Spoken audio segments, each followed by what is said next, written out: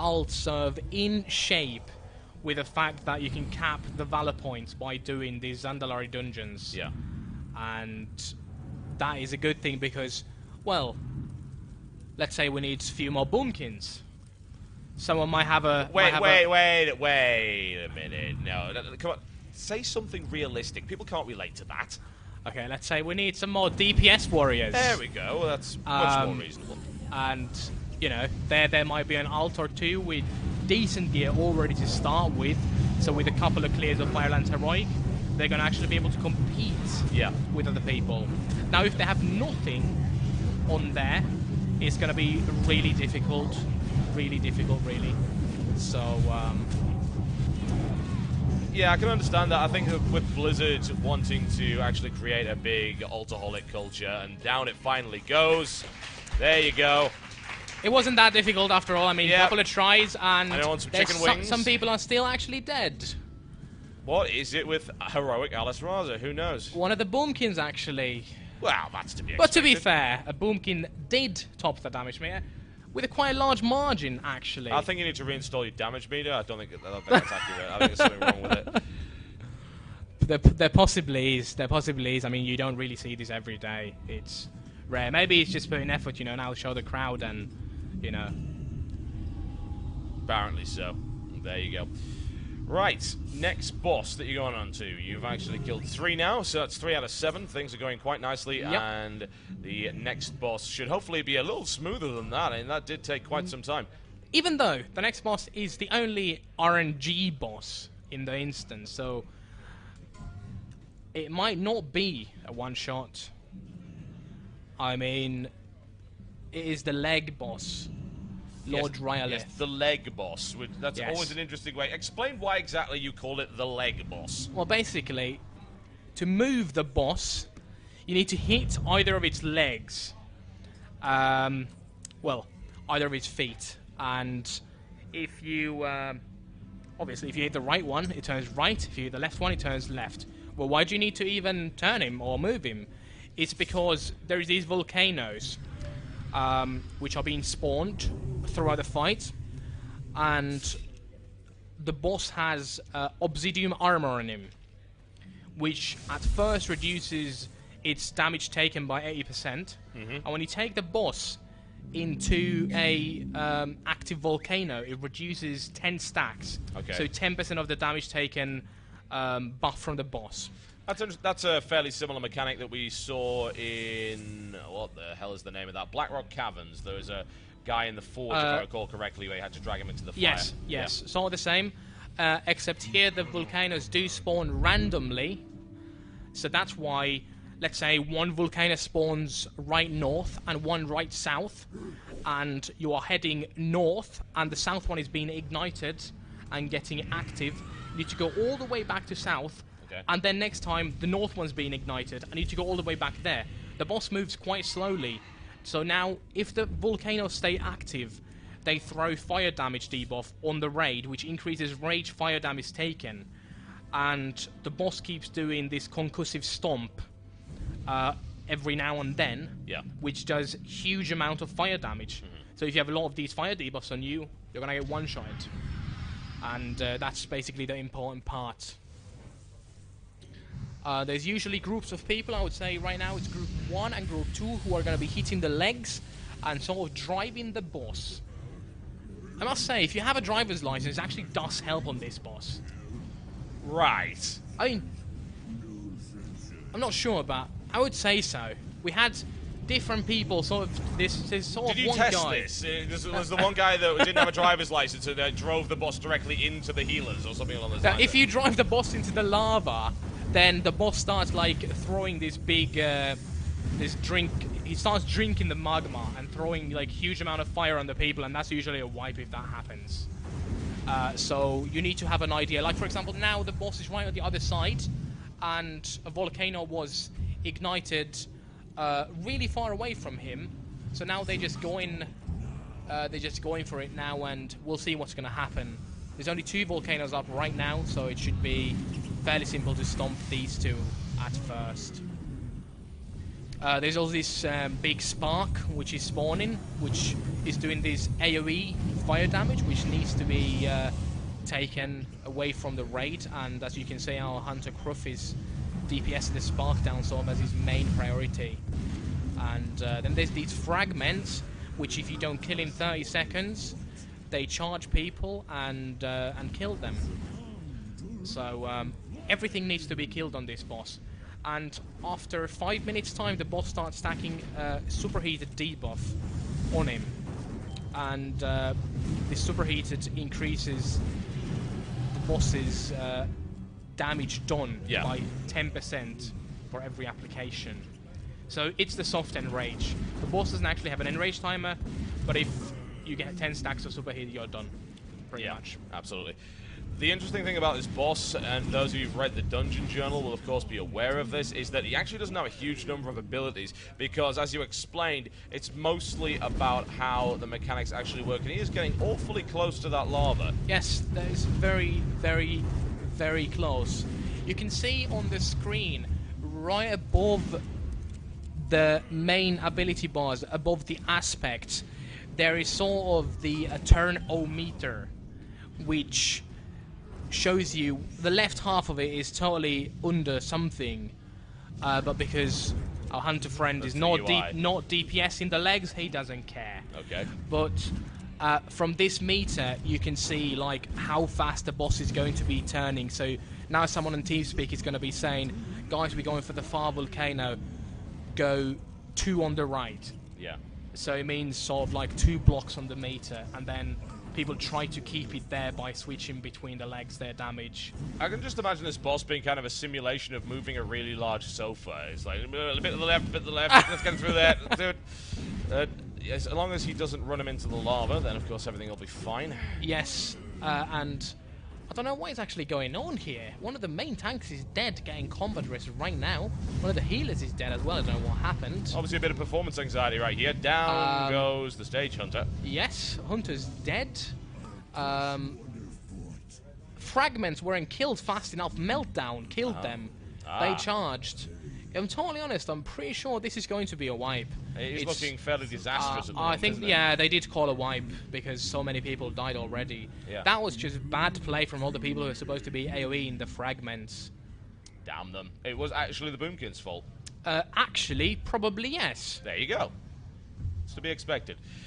Whatever the case, this is still really, really new content for everybody, so it is to be expected. I think those that watched the DreamHack raid, I'm trying to remember how many times you wiped. I think it was twice on everything. You did everything on a heroic mode. Yeah. Was it what once on Nefarian? I think you wiped. Or actually, did you one shot? I can't recall. No, yeah.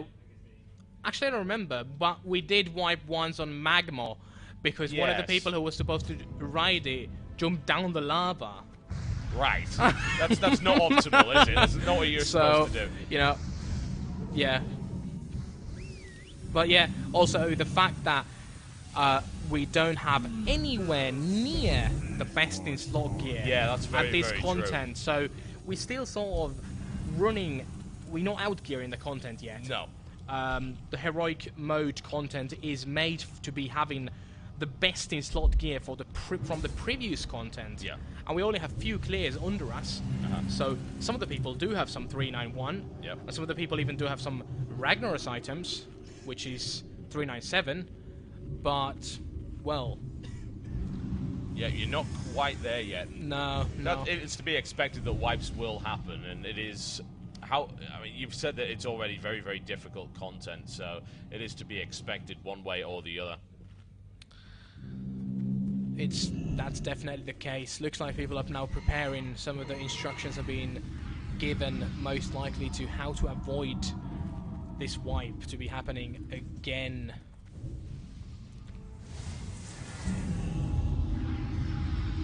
There was some problem with the driving from the whining, what I can read on the chat. So yes, the driver's license could have helped. Jesus, take the wheel. Let's see how this one goes. It's pretty boring at the start because nothing is happening and can't see big numbers. I mean, look at this. 3k crits because of the 80% damage reduction. It's boring, but we're gonna get there. first sort of damage is going to be healed with just close to nothing. And the top DPS is currently on a 6k. That is huge. Yeah, now the interesting thing about this boss, I suppose, is the fact that the spawning of the volcanoes really affects how successful you are. You get really bad spawns and things can go horribly wrong really quickly. Yeah, it can affect it, though good driving will prevent some of it, but not all of it. Yeah. So we'll see how this one goes. And you identified the problem with their previous attempt was dealing with fragments, correct? Yeah. Basically, right now it looks like all of the fragments were sort good.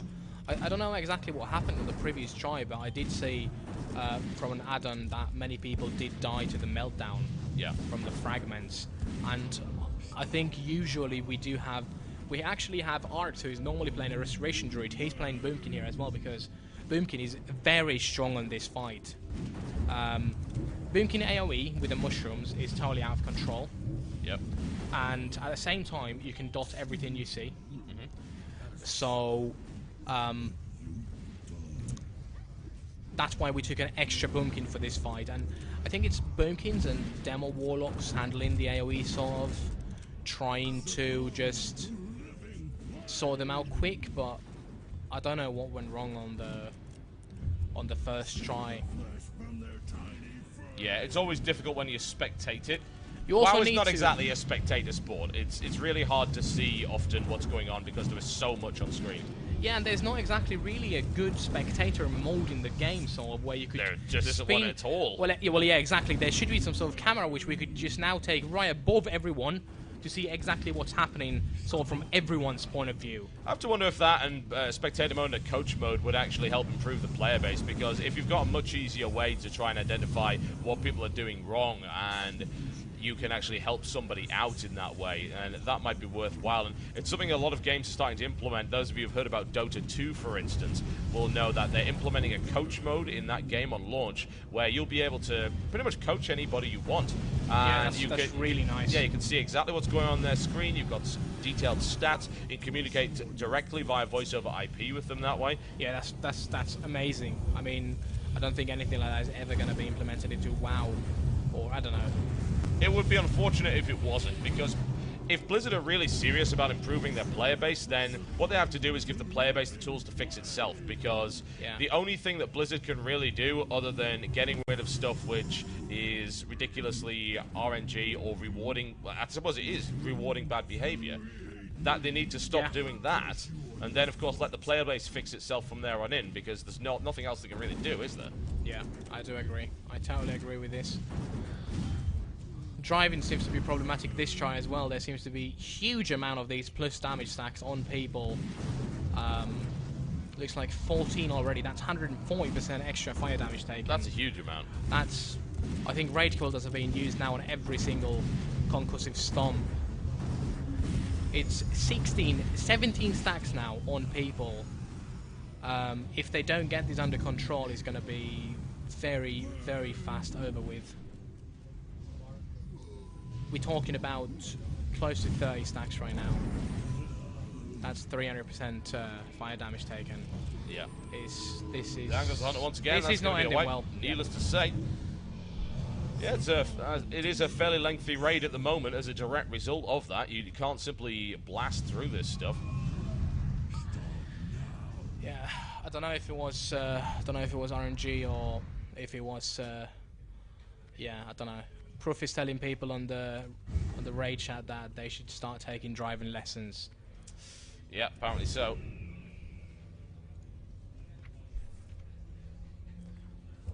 So, in the meantime, I suppose, while they're getting sorted out, we can talk about a few other things. And I just want to go off on a tangent a bit here, because I suppose as a member of a really hardcore guild, you've probably got some interesting views on the idea of buying gold and buying items and things like that. Now, what they're doing is they're putting a cash auction house into Diablo 3, as some of you may have heard. Yeah. And Diablo 3 is not an MMO. Never has been, never will be, hopefully. And the idea is that you can put something in the auction house for real money, You can buy it for real money, you can sell it for real money, and the money will be actually put directly either into your bank account via, say, PayPal, or it will stay in the game as this permanent cash balance that can be used. You can also buy gold with it. Yeah. There's been huge amounts of debates over the last 6 years or so about the legitimacy of buying gold and how much, does it harm the game? Does it not? A lot of raid guilds I've actually spoken to and done interviews with have readily admitted that they are okay with the idea of buying gold and the whole RMT market, as long as it doesn't involve the hacking that's currently associated with it in order to acquire the items. Now, I just want your opinion on that, because it just seems to me we're getting really close to that happening. With them putting it into Diablo 3, I can't see them not putting it into WoW at some point in the future. I don't exactly know how to react to this. It might be quite nice as a hobby for people who do spend a lot of time in this game to actually finally start getting something out of it, rather than just, getting the millions of WoW gold and not really doing anything with it. But it's so hard to say at this point how it's exactly going to be. Yeah, it's going to be difficult to see until we actually see it happening, isn't it? Yeah, and also depends so much on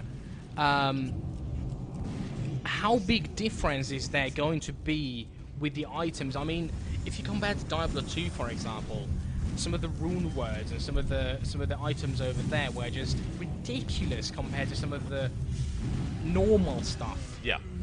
So now, if these rune word type items are going to cost, let's say, 1,000 euros, I don't know, maybe it's going to be a bit out of hand.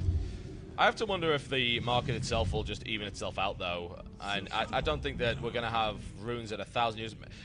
I have a feeling it's going to end up the same way, actually, as the WoW auction house does when a new expansion starts and this amazing BOE epic drops, and there are just some people that have more money than sense, and they're going to buy an item they're going to replace maybe in a week because they want to have the best item at that point. Yeah, that's possible. That's possible, though. I don't know how it will work in Diablo, since Diablo 2 was just basically full of hacking, just full of duping, just so much of the not so nice stuff. I don't know. I guess we'll just have to see that, really. Yeah, I personally just object to the entire idea of buying items in a game like that. It doesn't make any sense. The thing is that people have varying opinions on it, I suppose. So, I'd like a show of hands from the audience. Who of you is actually okay with the idea of buying items for real money in Diablo 3? 1, 2, 3, 4. A few. That is very true. You can also sell them.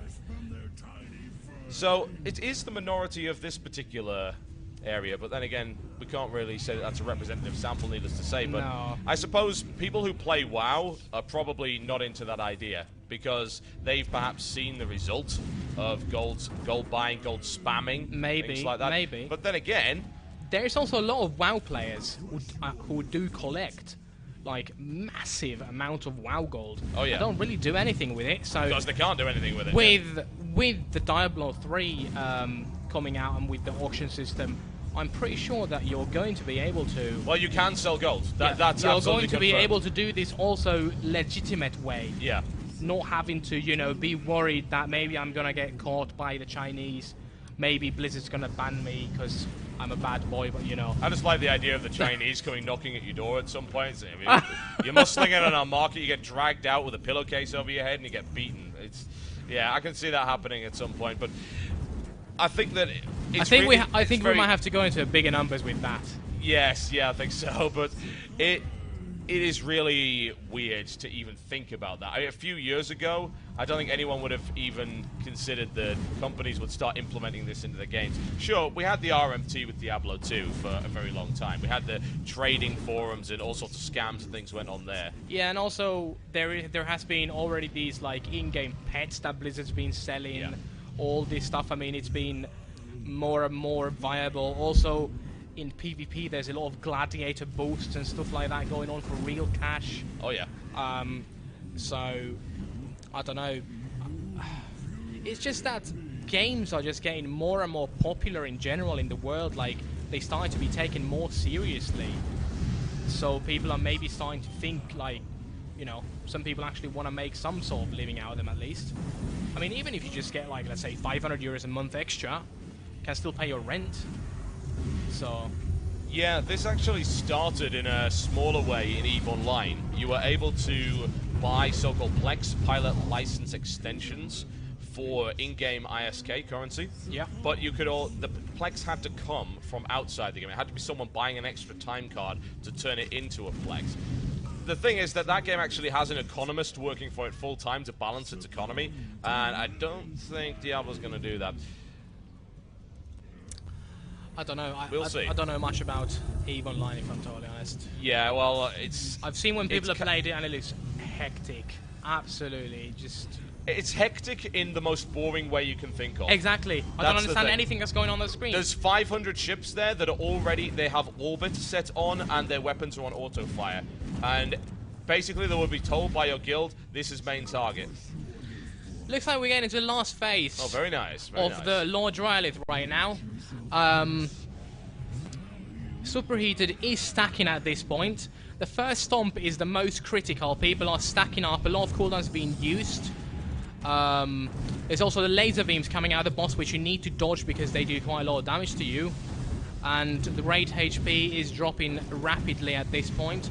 Though the boss is taking huge damage, and it looks like it's going to be no problem, even though our Hunt friend just did die. Once again, but it's okay because the loot comes in anyway. Yes. Yeah. And this is what you do. You then punish the hunter by making him run. Simple as that.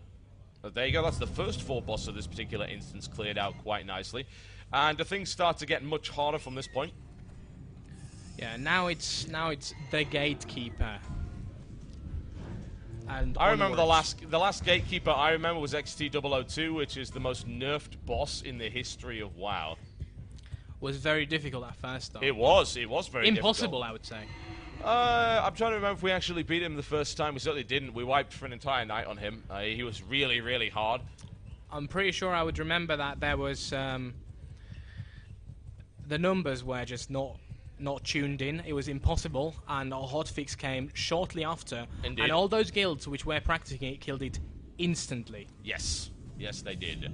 This was on the heroic mode, of course. On the normal mode, it was Heartbreaker. quite easy. Yeah. Which this was the time when you did not, in fact, select heroic mode. You had to do some gimmicky thing. Yes. And honestly, that one was really weird because it was more of a DPS check than anything else. Can you actually do the damage necessary to force it into heroic mode? Exactly. If you can't, you don't get to do heroic mode. Exactly. It was interesting nonetheless.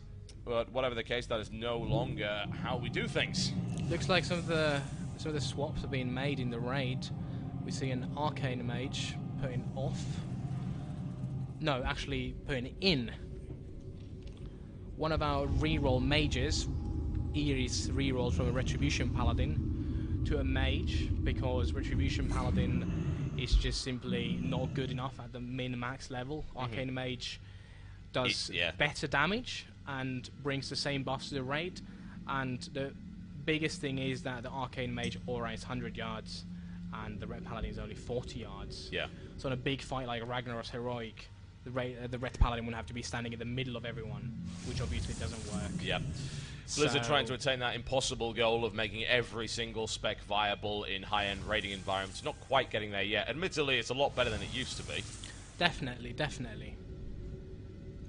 So tell me a little bit about this gatekeeper then. Is it a really difficult fight to stop people from getting onto Major Domo and Ragnaros? I would say that, well, this is the only boss where we did struggle before Ragnaros. The DPS requirement for this boss was massive. If I remember correct, if you took in 4 healers and 2 tanks, you needed everyone to pull out 27k DPS. Yeah. Which is pretty big. That's fairly high. Considering this boss is probably supposed to be done with at least 5, if not 6, 7 healers, well, the DPS requirement sort of goes up over 30k then for everyone. And obviously, since we had last content gear, we did not have a chance for people to do like 30-something k. Yeah. So we just reduce the amount of healers. That's what everyone does when you don't have enough DPS. Just drop a couple of healers and the DPS requirement goes down. But more RNG deaths on the tanks, harder, like more strain on the healers. Needs a lot of nerves to pull this kind of stuff off from the healers, and yeah. Yeah, it does look very, very tricky. It's quite a complex boss in terms of the mechanics. It's a little bit weird. Yes. And one of his main mechanics is the torment system. Yeah, basically, the boss spawns a shard of torment, and then the basically, if people are not within 15 yards of the shard, it starts pulsing shadow damage into the raid, which just slowly, well, not slowly, quite fast actually, kills everyone. So you need to put people there taking this torment, and you can't have one who already has tormented debuff, which you get when you take the torment. Okay. You can't have one of those players taking the beam because your magical damage taken has been increased by 250%. Yeah. So so basically you need to rotate groups of people, and on 25 man you spawn one in melee and one at the ranged. So they're doing ranged rotation. You can see now on the raid chat, ranged rotation has been done, and the melee rotation is already gone. I maybe missed it, or it's already coming. And people need to just be throwing with the torment. And on heroic mode, what makes it difficult is if you go next to someone who already has this tormented debuff, it spreads. So you need to be careful that you don't hit other people with it. Don't stand close to them. And also on heroic difficulty, there is this sort of link ability called Countdown, and when you don't run to each other, it explodes the whole raid. Yeah. So these people need to run, to each other. Yep, as quickly as possible. I think blowing up the whole raid is not the strategy you want to be employing exactly. today. And the difficult part about this is that the tormented debuff at this point is going to spread. It's nearly impossible to make it not spread. I've heard it being possible, but I haven't seen many people manage to really do it. So people are getting divided into two different camps, the star and the green one. And melee is obviously going to be behind the boss. At this boss we don't take many melee. We have 3 rogues, 2 DKs, 1 warrior. And we also have Seiya as a feral druid. He's going to be sort of DPSing and tanking, not really sort of like doing some middle stuff here. Yeah. And there's no spot for him really behind the boss. He's going to be taking the first crystal. And now the tricky part about this fight as well is when you heal the tormented person, you get these this healing buff on you that when you start healing the tank after that, the tank gets increased healing. Why do you need increased healing on tank? Is because the tank starts having huge amount of HP. That seems like a wipe from the pull. I don't know what happened. Ouch. I don't know what exactly happened, but Geru's name was mentioned quite a bit, and yeah, hunters, man. How do they work? Evidently not very well. Well, that is a nice, at least a very, very nice quick wipe that you can do on that one. And oh, mass res is such a wonderful thing. Yeah. Mass res is the one, well, one of the best reasons to be in a guild. Pretty good leveling system. There's actually, I'm gonna spoil our insane tactic. I don't know, maybe some of the people already know it, but when you get mass rest and you type /camp, it automatically starts logging you out of the game. Okay.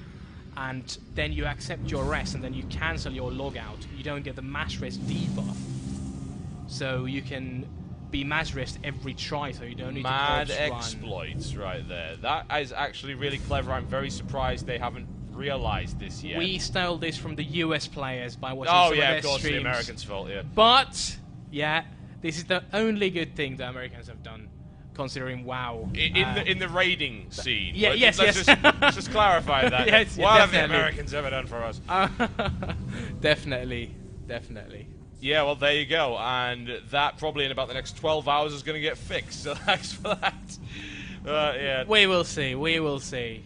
It's not really... We don't wipe that much anyways, but it was pretty nice on Ragnarok, considering the 500 wipes.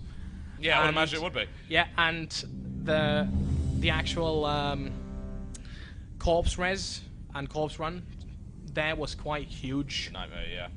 Well, let's be honest. It is a gigantic time sink. Nobody likes running in that regard. You get... No. I suppose it's there for a punishment more so than anything else. It's to try and encourage Time you wasting. Just a simple waste of time. Yep. That is a very, very true thing indeed. This I pull certainly timer wouldn't is blame anyone going. for doing that. Pull timer is going, and You the brought boss friends is... by the looks of it. That's a lot of ghouls. Oh yeah, it's the army of the dead Several going wild. armies of the dead. Yep. Yeah, a couple of them it looks like. Well, you haven't exploded yet. That's a good start. Nope. Seems like everything is going as planned. You can see the Feral taking the first melee beam, and a Shadow Priest is taking the first one. A Feral is going to use his tanking cooldowns to take one full shard. So the first set of healers can get a lot of this healing buff on them, and the Shadow Priest is getting Sacrifice at about 13 stacks, and then dispersing at 19 stacks to be able to take the full shard on its own. And after that, we start rotating with a normal rotation. And this way, we guarantee the best gain for the healers. This is basically also quite a fun encounter. This is the DPS check encounter. This is the place where you compare your DPS to other people. What did you do on Balrog? Sort of like Brutality used to be in Sunwell, Patchwork in Nax. This is the Patchwork fight. And even though you need to do something else than stand still, let's look at our hunter friend. Yep, well, we did just see that link, the countdown right there actually going off. He did fail a bit and took a torment right there, it looks like. But seeing as he's just a backup, probably won't make much of a problem. The tormented ranged do move back on the groups so they wouldn't infect the other people. Okay. That's what we can see from here. He's playing by the rules right now. There's multiple people with the torment. You can see them glowing this sort of shadowy red cloud. sort of aura. Yeah. And everything seems to be going good. It seems like Rakes is just decimating the damage meter right now. But the numbers are still quite weak. 37k only. 37k DPS, that's nothing. You can do that in your sleep. Quite disappointed. I mean, where's the DPS warriors? Work it. That's it, they haven't gone Bloodlust yet, so... No, Bloodlust is already being used. Is it already been right used? on the pull, yeah, right on the pull. It's the best way to use it on this kind of encounter. You have all your trinket procs and makes sense. all your stuff up. Throw it all at it, and there's no point in saving it whatsoever. Because this boss doesn't actually have any phases, does he? No, it's the same thing, and then if you hit the Berserk, you can see 3 minutes 24 seconds into it. If you hit the Berserk, you can still kite the boss for half a minute-ish, maybe even longer. You go set up well, and it's when you're looking at it from the stream, it looks pretty straightforward. Yeah. Just tank and spank, but there's a bit more into it. And this boss was actually already sort of nerfed number-wise. The boss's HP was reduced by 10% from what it was. That's fairly significant considering the content's only been out for a few weeks now. So now I think we are running 6 healers here instead of 4 due to this nerf. Well, you were saying that the damage requirement was absolutely absurd to begin with. It was. It really, especially for the gear that we used to have those days, it was really tough. Yeah. Just unfortunately indicates that even though you have the PTR, not everything gets tested in that regard. The numbers still end up being off regardless. Yeah, definitely. I mean, sometimes I feel if Blizzard actually did any testing themselves, they see the countdown. Yep. DK and Hunter just had them and just ran to each other. No harm done. Yep. But of course, if you don't, boom, entire rate goes. I'm actually kind of a fan of those instant death idiot checks, I suppose. Like, you have this big fiery beam between you. You should probably go together. If you don't do that, well, you'll explode. Yeah. Of course, the problem with that is that if one player lags or gets disconnected, then, well, enjoy Wipe City. Yeah. Reminds me of old school Thaddeus, 40-man version of Thaddeus. Ooh. Laggius. Used to be already difficult in the remake. Yeah, it was still kind of tricky, even though they reduced the number of people in there. I half think that the reason they went for 25 mode is because they thought, we're not going to have another Thaddeus situation. I mean, Thaddeus used to lag servers. That's how ridiculous Thaddeus was. Yeah, it really was, and I remember Thaddeus was actually quite a fun boss, though. Oh yeah, he's really great. Seeing many people run with this insane add-on, having their arrows on the screen showing which direction to go, seeing as they weren't able to, you know... They couldn't figure out the plus and minus, so... Well, but it's hard. Well... You'll have an add-on to tell you where to go on that. You're going very, very well on this particular boss by the looks of it. Seems like everyone is still alive, and looks like there is 15% only to go. Berserk is 54 seconds, so by the looks of it... Should be okay. There's not going to be any Berserk happening. I think what's going to be dying before the Berserk. Rogues seem to be doing quite well. The DPS warrior has raised from the 14th position to the 4th position. Mage needs to get up there. He needs to represent the pride. There is actually an Arcane Mage second on the damage right now. But Race is just too far ahead. There's not even a chance that anyone is going to be getting out, especially when there's only 7%, 6% of the boss left. Yep, about 20 seconds till the enrage, but it looks like this is nice and tightly timed. Yeah, this is going to be just under spot. 3% Berserk in 10. Yep, 10 seconds. Berserk in 5 seconds. 1%. Yeah, it's down. Berserk right now, tank dead, but bust out at the same time, so not much harm done. Yeah, pretty much perfectly timed right there, and that is Balorot the Gatekeeper down, which leaves us with only 2 bosses, a very angry Druid, and of course Ragnaros. Yes, yes. The Druid is angry because he's on fire all the time, by the way. Would you not be? So this bit here, we're going to, I assume we'll be running into this. Insane RP. Yep. So we will shut the hell up.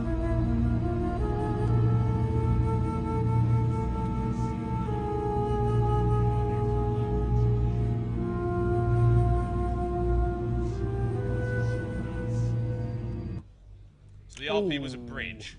Yeah. Okay. That was like the mysterious bridge. Right, okay. Here is actually this trash right before Major Domo was the hardest thing in the whole instance on the PTR. Okay. We were bashing our heads against it for hours.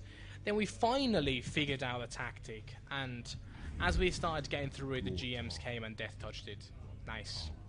Very nice.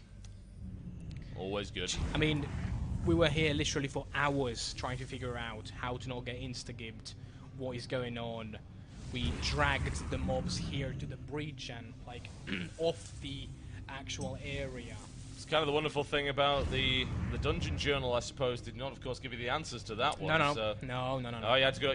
Did you forget how to figure things out for yourself now that they put the dungeon journal in? Or? Well, dungeon journal only says that much. Indeed. So, how exactly do you deal with this trash? Basically, right now, it's pretty simple. Just pull, kill, profit.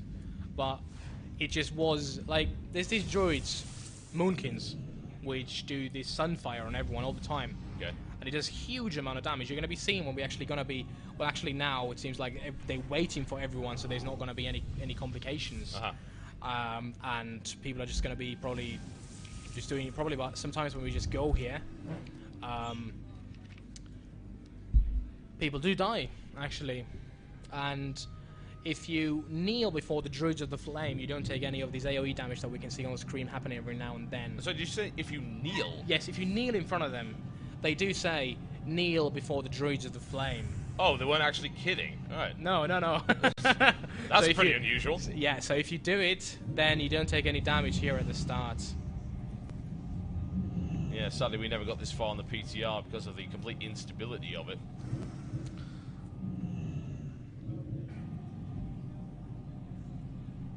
don't know exactly what is going on right now. I think the... Check things out, make sure that everything is okay. Sacrifice somebody to the gods of Firelands. I think now something is starting to happen. Yeah, now kneel to the flame. See, if you would kneel, you wouldn't take this fire damage. But it looks like not a single damn is given this day, so... No. We are the Paragon, man.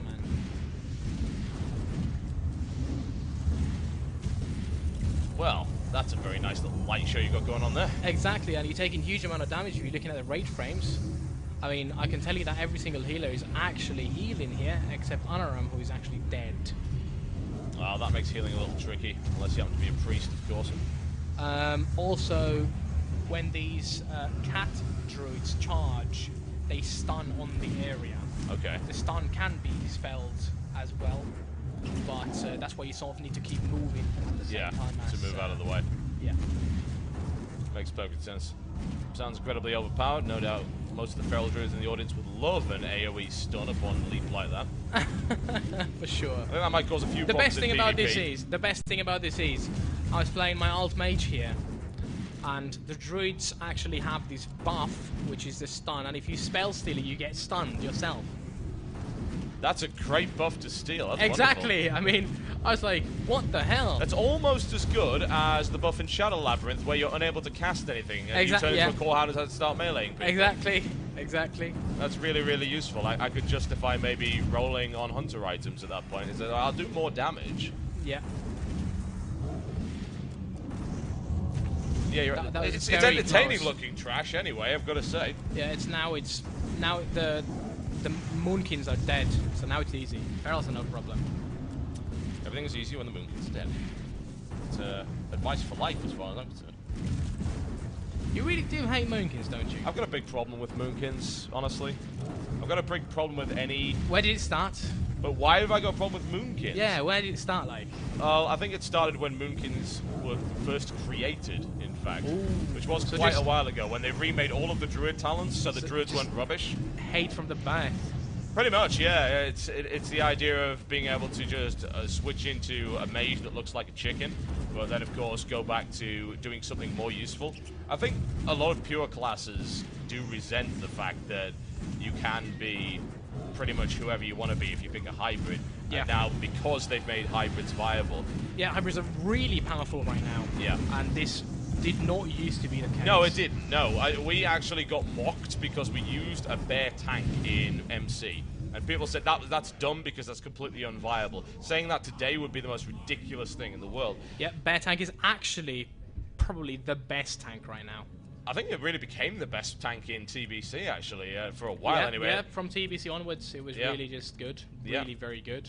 Yeah, I mean, obviously Pally tanks were really good too, but... Yeah, they still are. Amazing. That's why we're using Paladin and a Druid tank. Yeah, of course. It's good to have the variety. But I think that's really the problem, isn't it? That some pure classes don't really like the fact that they're so limited. I think DPS, for instance, has always been viewed as perhaps the least important thing because everyone can do it. And yeah, a good DPS is really valued in, say, a fixed team group or a raid. Well, definitely, of course, because that's the only thing that you're giving to the raid. So it's got to be as good as it can be. Yeah, exactly. You need to pull off your own weight, so you do DPS as much as you can. I mean, obviously, if there's 3 DPS and one does 30k, one does 20k, one does 10k, the one who does 10k is just, I mean, useless. Exactly. Very close to it, at least. Yep. But what other way can you really go in terms of balance? You can't.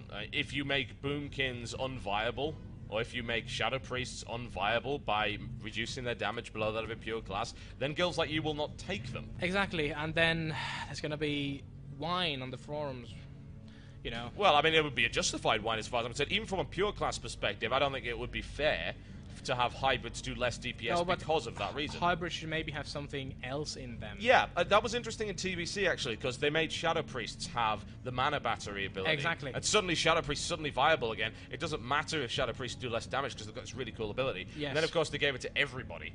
And I think the problem is that the way the game is set up right now, there aren't enough areas where you could actually provide something cool like that. And they have this idea that you've got to be able to bring everybody to a raid. Everyone should be equally viable in a raid. Yeah, so, class-wise. Even though Blizzard hasn't really managed it so well, seeing as how many shamans we are using right now. How many shamans are you using right now? 1. Okay. And how many do we normally use? Max 1. How many did we use in Ragnaros? 0. None at all? No shamans whatsoever. What's the rationale behind that? Healing-wise, they're just simply worse than every single other healer. And damage-wise, I don't even want to go there. Really? Harsh, but well, of course true. I mean, that's just how it is. Well, the math has been done on that one, so... And that's really all that WoW comes down to at the end of the day, is numbers. Yes, definitely, definitely. It's just a numbers game, so... I think I appreciate the fact that Blizzard are trying to balance everything, but I think it might actually be impossible. I don't see how it could be done. No, it will never be 100% balance. Yeah. There's just classes which benefit more from gear and more from specific items and all of this. So, looks like the pull has actually happened on the boss right now. Yep. And Major Domo Staghelm. Those of you who are aware of your lore will know exactly who this guy is. the heroic mode on this boss is actually one of the easier ones, if I'm totally honest. What we and what most of the other guilds, at least nowadays, do is we totally ignore the scorpion form. Yeah, totally there's two forms in this fight, aren't there? Cat form and scorpion form. Scorpion form. I think a few druids might want that. That would be pretty neat. I think the Horde druid should get that one. That would be brilliant. Scorpion form is the AoE form, isn't it? That's the one that breeds cones of fire. Yeah, you take in flame sights, taking huge amount of damage, split by the raid. But why this is not such a good idea on the heroic mode is that whenever you do take damage, you lose the adrenaline buff. Yeah. Here, once again, above the hunter aspects, you can see the adrenaline bar is full now, and you take... I mean, you deal 100% more damage, and... yeah, it's an interesting mechanic. It rewards you for not screwing up. Exactly. If you actually play properly and don't stand in the fire, you're going to do huge damage. Yeah. But then again, also abilities like Disengage, Blink, Teleport, Demonic Leap, they give this much better value. Looks like our hunter here is getting screwed a bit. Couple of leaps right on top of him. Yeah. It's a little bit unpleasant. 80% already. Looks like the DPS is getting quite tight right now because we do have 8 minutes 12 seconds to the Berserk and roughly 8% to go. So we'll see how it's going to end up, and Bloodlust is being used already. Yep. So that usually does... At this phase now you get the seeds where everyone is going to be losing their damage buff. Right. No, actually, I was lying. Not everyone. There are some Imba classes like Rogues, which can just pop Cloak at this point, and they do not take any damage. So they don't lose the adrenaline buff. Exactly. And also Paladins and Mages can do the same. Everything with an immunity. Yep.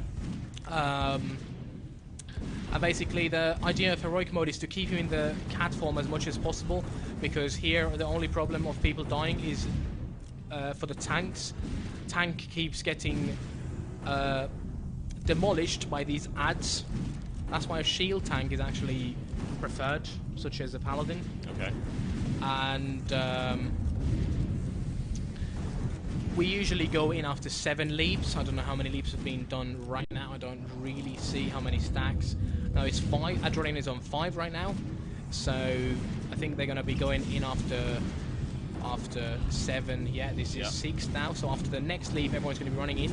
Yep, everyone's running in right now and getting into the Scorpion form to reset this form. They're going to be in the Scorpion form until the scythe is just about to happen, and then they're going to spread again, getting back to the cat form. Yeah, but by doing this, the tank is starting to take huge amounts of damage because the boss gains damage buff as you transfer his form. Yeah, just to clarify, the way that the forms actually work is that when you have around 7 people bunched together, which is why you have that add-on right there, and you can see there's a range of people within that. If there are 7 or more people clustered together in 25-man mode, that's when he changes to Scorpion form. Yes, and when he's spread out, he goes into the cat form. Now, this is sort of the harder of the cat faces, one is the one where you get nothing but cats. One is the one where you get seeds and cats, and this one is the one where you get these flame orbs. You need to. The orbs do this fire laser beam to the closest person standing into them, and they take fire damage depending on how many stacks they've taken. So people are rotating here. Paladins are kind of overpowered because they can just bubble, and their stacks do not get removed, but they do not grow either. Yeah. So once the orbs are getting to its end, a paladin can just basically sort of keep it towards the end. Also, here it's easy to die if you have, let's say, 5-6 stacks of the orb, and then you get a leaf right on top of you. The leaf also starts doing a lot more damage the more damage buff the boss gets. Looks like it's time to clump up again. And there is Scorpion form for a little while. See if we're good on the timer. We have 50% and 5 minutes to the Berserk. Yeah, so pretty much bang on perfect at the moment. Yep. So as long as you don't end up losing anybody. Is this the kind of fight where you often lose people later on, since you're talking about stacking damage buffs? Yes. At the start it's close to impossible to lose anyone, but in the end it's very easy because of how the fight actually works. Like, we're gonna see the last orb phase like this, what we just saw, but one where basically if you don't get any heals when you get this leap on top of you, and you don't have any ability like disengage or blink, you're gonna be dead. Yeah. So there, anyone is going to die who isn't going to be getting any support. That's fair enough. Already here, I think Kruth had a shield on him, moved out instantly and went to like 45%. So, see, his HP now just dropped to about 30%. Dropped like a rock right there. Exactly. And this is not even the last of the phase. That is fairly unpleasant. But then again, the second off last boss of any dungeon should be. Yep, and this boss actually probably was a bit too... Like, let's just put it this way. If you manage to beat Balrog... Then you've got this guy in the bag. This guy was in the bag, definitely. I really don't like it when they do that, honestly. I'm not a fan of that. I prefer just to see the dungeons gradually rise in difficulty as you go through the bosses. Having these gatekeeper bosses... We saw it in Ulduar as well. I mean, if you could beat XT before they hit him with the nerf bat so many times that he cried himself to sleep at night, then you could easily beat the next couple. Yeah, definitely. And also, well, it was sort of the same with Patchwork and all of these gear check high DPS bosses. Oh yeah, I mean, I remember when Naxxramas came out, Patchwork was the big deal, and Grobulus was an absolute joke. Exactly. But then it's funny that it's changed around in Nax 2.0. Grobulus is actually the boss that was wiping people, and Patchwork was an absolute walkover. Also, people have been adapting to the tactics of old Nax, and you know, a lot of this kind of stuff has been happening around. So yeah, absolutely. Would you say this is about average for your current progress speed on this particular boss? Is this a little bit tight? I have to say this is a little bit tight, and I have to say some of it is due to the setup that we're using right now. Of course, I'm missing from there. Oh, right. Okay, it's like that, is it? You know. Well, it could be. We have had it. I think last week we had 1 minute 20 seconds to the end range, sort of ish, and now it's gonna be quite. Well, I don't think it's going to be close anymore. It's 70% and 2 minutes 20. Yeah, it should be fine. I don't think they're going to be having 1.5 minutes left to the end range. Yeah. We do have more rogues now. Last week I think we only had... Well, actually, no. We do have the same amount of rogues. We do have a lot of just pure single DPS classes right now. We even have an enhanced... Oh, I'm actually not sure if Kahwa is playing Enhancement or if he's playing Elemental, but some sort of DPS. He's there right behind the Boomkin. Actually just went past the Boomkins on the damage. Always good to see. There's a distinct lack of boomkins on that damage meter. A couple of rogues in there, and that's really because of the Cloak of Shadows, isn't it? The ability to... Not only, but mostly because they play in combat and they have Blade Flurry, which makes them do damage also to, like full damage to the target nearby. Yeah. And these ads are spawning and they just cleave in full stop through the whole fight. So it's just total cheat. Tons of it. Total cheat. Damn those AoE classes. I mean, that's why they are just so much further ahead of the others, though. I don't really know what Nakimon is doing because he should be up there as well. He's going to try and catch up on the Death Knights at the moment. Yep. He might be playing Mutilate, just for the single damage, but I heavily doubt it actually. Well, he's making his way up there. Now this is the last orb phase. Boss has very little amount of left, and here might be a death. Croft might die. No, he didn't die. No, he remains. They took Scorpion form quickly. 1% left. How do 50 seconds of the end rage? It's not bad. I mean, you can't complain about that kind of performance. No. Just yeah. And down he goes, and that was the second off last boss in heroic Firelands. That was made to look one shot incredibly after all. easy. One shot after all. I mean, Allah's Razor was more difficult by the looks of it. Yeah, this is actually going the opposite way that you said it would. It's like, oh, well, let's try this Razor. We might have a few problems here, and then you end up smashing through the hardest bosses and wiping on the easier ones. And I think we've all had that experience at some point. Yeah. Well. Now we're coming up to the boss. Something a little bit stompy. Yeah, something that no doubt many people have seen before, although in a much reduced form in an old instance called Molten Core. He's had a bit of a facelift since then. And he also has a few more abilities. A few more, I would say. A few more, yes. We were checking through the Dungeon Journal just to confirm that we remembered what everything was. The Dungeon Journal for this boss is about 3 pages long of just solid abilities. So about just as long as all the other bosses together. Yeah. Yep. At least you can always say, well, he's going to do this fiery thing, and then he's going to do something else fire, and then there might be some fire involved in it. Yeah, definitely. God, I hope the next dungeon is not fire-related. Well, they talked about a water dungeon. Yeah. I honestly hope there's not going to be anything water-related where you have to swim. Swimming? Oh, God. That is just horrid in this game. I mean, I don't hate anything as much as Vashir. I didn't quest there whatsoever. I didn't touch it. It seemed like... I don't want to be moving in that way. It's the movement system in Vashir I just don't enjoy. I can see why some people would, I mean, but... You get a cool mount, though, like a seahorse, You do, know? yeah, you do get a neat mount. But then... How many people actually do care about the mounts? Are you asking how many people care about mounts? Yeah, how many people in the audience care about the mounts? See? I told you, quite a few. And how many people bought that stupid horse? I don't... There we go, there's one. Well, Xenofix, she even has a spectral tiger, so, you know. Show off. Yeah, that's... I mean, it was called TRH. It was called TRH. Do you want to know who named it TRH? Maybe I don't. It was me. That video has about 500,000 views now, I think. But whatever the case, yeah, a lot of people bought that. That sold huge numbers. I don't know if the Lion sold as many. I don't know, but I've seen many with the Lion. Yeah, there's a lot with the Lion. I think the Lion is a better mount in general, but you still are paying $25 for a virtual Lion. Mm-hmm. How many have the Lion in the audience? Impressive. Ooh. How many have the horse? What? Only one person. 1 plus 1 member of Paragon. I'm very impressed that everyone resisted the urge to buy the Lion. I think that the pets that they've done for charity lately have been really cool. I don't think anyone really disputes that.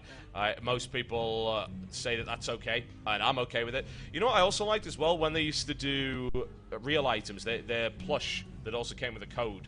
Oh, yeah? I can understand people buying this kind of cool collectible. Yeah, figurine type stuff. Yeah, I don't see anything wrong with that. I've got a problem with buying pets for actual cash. I think that seems kind of silly.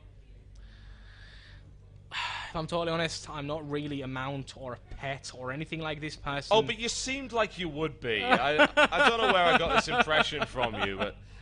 No, just clarifying it with the people in the crowd.